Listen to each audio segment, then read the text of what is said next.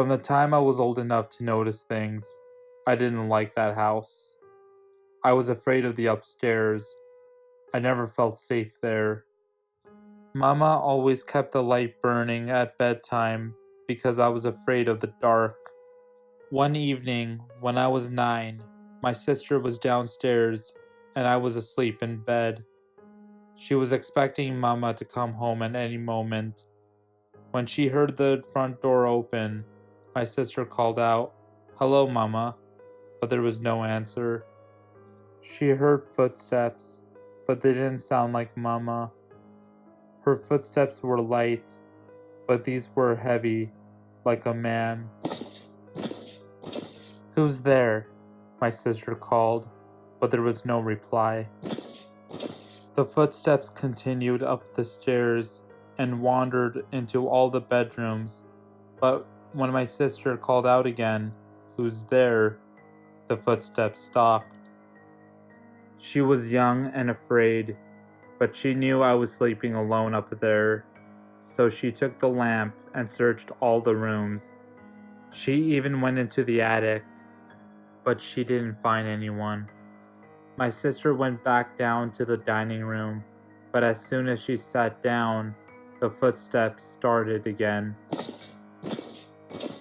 They came down the stairs, through the dark kitchen, and then the door of the dining room, where my sister was sitting slowly, began to open.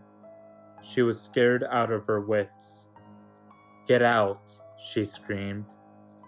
The door slowly closed, and the footsteps moved out through the kitchen towards the front door.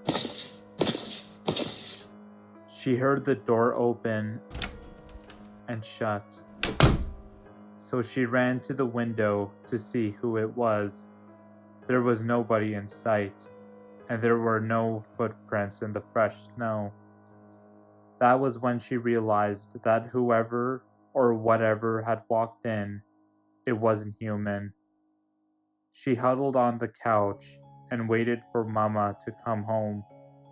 Not long after that, we moved out, but something strange happened before we left. My sister and I were in the living room when, all of a sudden, we heard terrible groans. It sounded like someone was in agony. The groans seemed to be coming from the cellar. They were so loud that our dog started howling, and the hair stood up on the back of her neck. She would always go anywhere with me, but when I tried to coax her to come down into the cellar with me and investigate, she wouldn't go. The cellar was well lighted, so my sister and I went down, following the groans,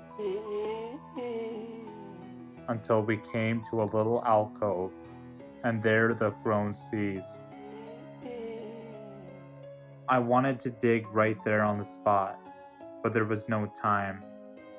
I've always felt that if we had, we would have found the cause of all of our trouble. Perhaps someone's bones were buried there. We moved away soon after that, and Mama would never let me ask the people living there today if they had heard anything.